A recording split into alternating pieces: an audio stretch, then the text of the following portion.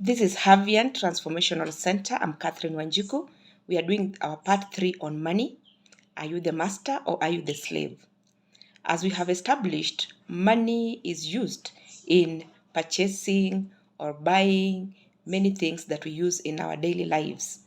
Yet, we have also established that if you allow money to control you, then you're going to be a very disappointed person. So, today we are looking at how do we control this? How do we become the masters and not the slaves? Number one, you ought to know where you're getting your money from. It has to be legal, it has to be continuous, it has to be consistent.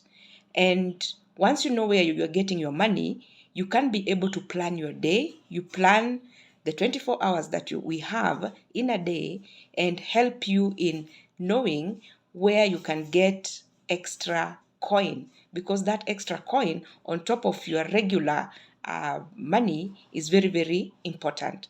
Apart from that, you need to plan your expenditure. This is where most of us go wrong.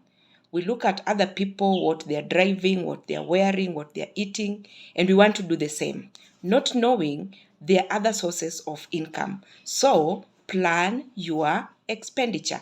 Let it be within your ability. Not only that, it is very important. For example, if you have a partner, discuss money with your partner. Discuss how you're going to make that money and discuss how you're going to use that money.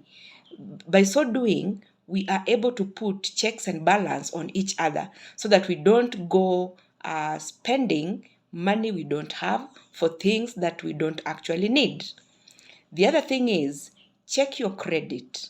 Credit is very, very important in our lives because sometimes we need to do a very major project, but we don't have the money at hand. So we approach money lenders, be they the banks and other institutions, they give us that money. It has become so easy nowadays with a mobile phone, you can just access loans anytime. It is tempting. It is tempting to take that money to use it on things that you may not be needing at that moment. So, even before you get that credit, make sure you have planned what you're going to do with that money. Make sure you have planned how you are going to return that money to the lender. And remember, any credit comes with interest. So, it is important to know within your budget, are you going to be able to repay the money that you've taken? Again, we know it's not very easy to operate without credit, especially when we're doing major projects. But be very cautious when you're doing the same. Now, if you have children, from as early as possible, please discuss money with them.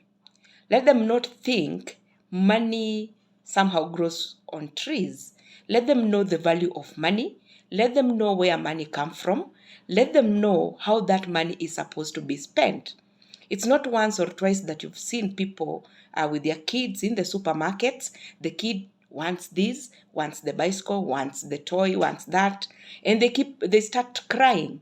Some of them are as old as maybe 6 years, 5 years, 7 years, and they'll cry in the supermarket.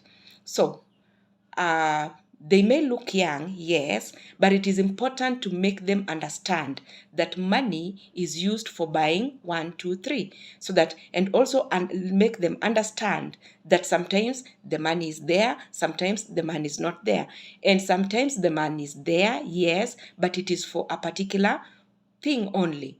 So, if you are able to discuss money matters with your children from that early age, they'll appreciate every coin that they make.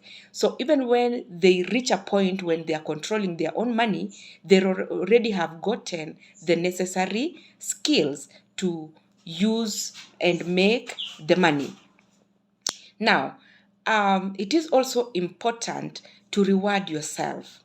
After every money that you make sure that within the budget is something to congratulate yourself so that we do not get to a habit of maybe congratulating ourselves maybe 3, 4, 5 times a month and the money is still the same. And again, it doesn't have to be monthly, especially when it comes to big rewards. It shouldn't be monthly. You should even plan when to do your wardrobe, when to do your hair, all those things, because sometimes you find we eat into other budgets, we interborrow. And when we do interborrow, you find some areas are not going to be taken care of. So let us budget, even for those things that look like they are very, very small. Let us not ignore even a shilling, because I've seen there are times we decide, I'm not going to have lunch, I'm just going to have a snack.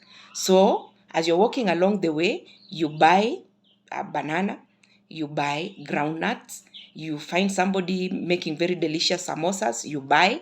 And when you do the calculations at the end of the day, or you have used close to 200 shillings on snacking, but your mind is telling you, today I have avoided lunch.